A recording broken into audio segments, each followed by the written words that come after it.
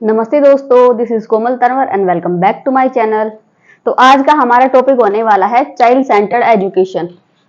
Child centred education, इसका मतलब ये हुआ कि जो एजुकेशन होती है तो उसका सेंटर कौन होगा? उसका सेंटर होगा चाइल्ड, यानी कि जो भी हम बच्चे को एजुकेशन प्रोवाइड करा रहे हैं या उसके लिए हम जो भी टीचिंग मेथड यूज कर रहे हैं या उसको कोई भी चीज नई चीज सिखाने के लिए, समझाने के लिए हम कोई भी अगर मेथड यूज करते हैं या कोई अगर उसके लिए जैसे टीचिंग एड्स का अगर हम यूज करते हैं तो वो सारी चीजें जो है बच्चे को ध्यान में रखकर होनी चाहिए।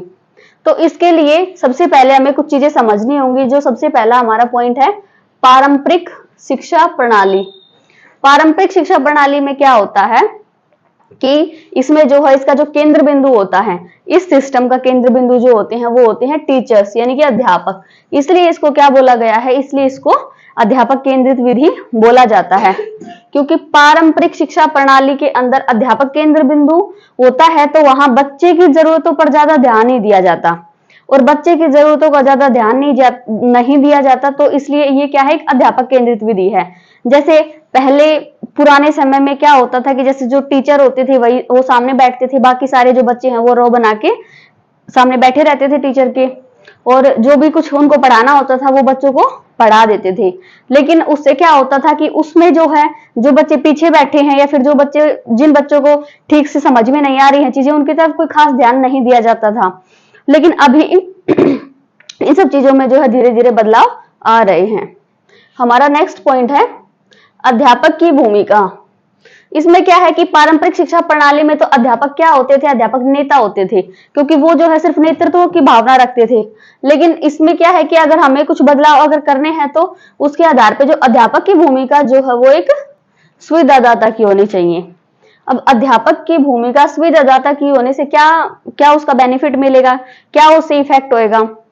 मान लीजिए बच्चों को अगर ग्रुप स्टडी करनी है या फिर बच्चों को ग्रुप्स में टीचर ने डिवाइड कर दिया है, 4 से 5 ग्रुप्स अगर डिवाइड कर दिए हैं, लेकिन जो टीचर है वो एक इंस्ट्रक्टर के तौर पे नहीं, वो उनके एक हेल्पर के तौर पे उनके साथ काम करेगा।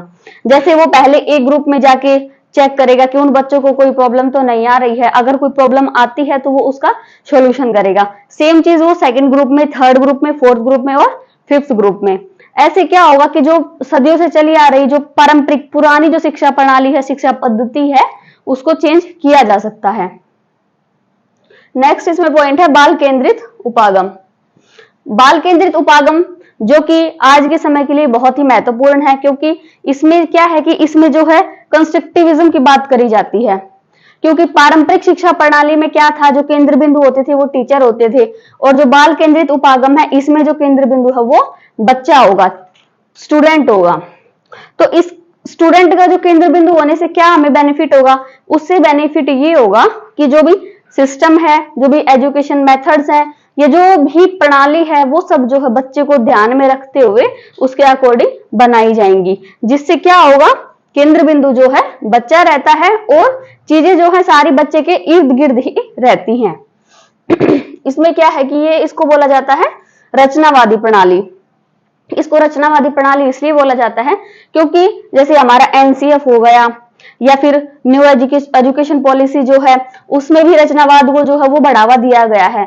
इसको बढ़ावा देने का मेन रीजन यही है कि बच्चे के इर्द गिर्द, यानी कि बच्चे को सेंटर मान के एजुकेशन सिस्टम होना चाहिए। और बच्चे को केंद्र मानने से इसका हम क्या समझते हैं कि जैसे मान लीजिए कोई भी फील्ड ट्रिप कर रहे हैं या फिर बच्चों को कोई ग्रुप डिस्कशन दे रहे हैं या फिर बच्चों को किसी लैब में अगर लेके जा रहे हैं, तो उसमें क्या है कि बच्चे को एक्टिव रखना जरूरी है, यानी कि वो खुद चीजों को क्रिएटिविटी के एक तरीके से समझ सके, यानी कि चीजों को खुद वो खोज सके, खुद उनके बारे में सोच सके। इसलिए जो है इस वाले मेथड को जो है ये बाल केंद्रित उपागम कहा गया है और इसी को रचनावादी प्रणाली के नाम से भी हम लोग जानते हैं। नेक्स्ट पॉइंट है हमारा लोकतांत्रिक कक्षा कक्ष।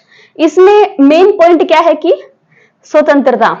लोकतांत्रिक कक्षा कक्ष के अंदर जो है स्वतंत्रता होनी चाहिए, और स्वतंत्रता होने के जो रीजन होते हैं वो ये होते हैं कि अगर मान लीजिए ये जो है पारंपरिक शिक्षा प्रणाली है, इसमें टीचर बच्चे को पढ़ा देते थे, बच्चे को चीजें समझ में आए चाहे ना आए वो बोल देते थे कि ठीक है सर हमें समझ में आ गया। लेकिन इसी चीज को, इसी सिस्टम को, इसी प्रणाली को चेंज करने के लिए जो है बाल केंद्रित उपागम लाया गया है। और जो लोकतांत्रिक कक्ष है इसमें बाल केंद्रित उपागम को मद्देनजर रखते हुए जो है यहाँ पे एक ऐसा माहौल क्रिएट कराया जाता है बच्चों को कि बच्चे और टीचर आपस में जो है वो कन्वर्सेशन कर सकें। अगर बच्चे को कोई प्रॉब्लम आ रही है समझने में तो टीचर जो है वो एक हेल्पर के मोड में कार्य करेगा और बच्चे की जो प्रॉब्लम्स है उनको सॉल्व करेगा। इसमें कुछ है मेथड्स ऑफ टीचिंग दिए गए हैं, जैसे कि फर्स्ट है परियोजना विधि। परियोजना विधि से हम समझते हैं कि जो चीज एक योजना के तौर पे काम करे, इसको जो है लागू करने का श्रेय जो है वो किलपैट्रिक को जाता है, WH किलपैट्रिक। इन्होंने जो है इस चीज का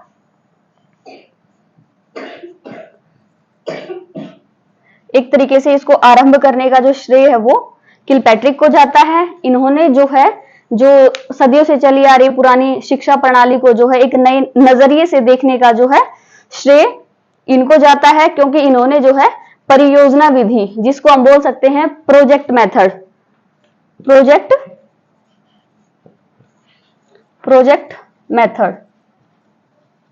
प्रोजेक्ट मेथड से हम समझेंगे कि जैसे इसको जो है इन्होंने किलपैट्रिक ने इस भाव के साथ बच्चों के ऊपर जो एक्सपेरिमेंट किया था कि मान लीजिए अगर बच्चों को एक प्रोजेक्ट दिया जाता है तो बच्चे उसके ऊपर जो है अपना फुली कंसंट्रेशन के साथ जो है उसके ऊपर वर्क करते हैं। उसको जो जब वो जो काम जो होता है वो प्रोग्रेस में चलता है तो बच्चों को जो है एक अपने अंदर जो है एक सेल्फ मोटिवेशन की जो भावना है वो फील होती है।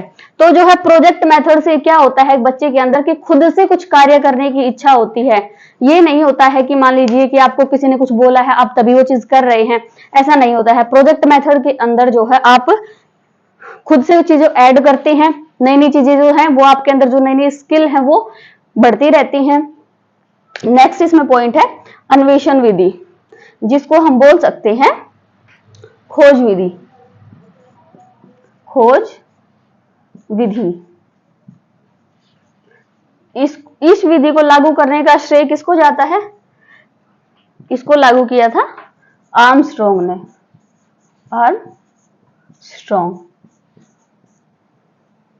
अब इस विधि को भी जो है बच्चे को एक सेंटर मान के ही इस विधि को भी शुरू किया गया था। इसके अंदर क्या था? अन्वेषण विधि, यानी कि खोज करना, यानी कि डिस्कवरी करना किसी भी चीज की। इसका जो श्रेय है वो आर्मस्ट्रॉन्ग को जाता है।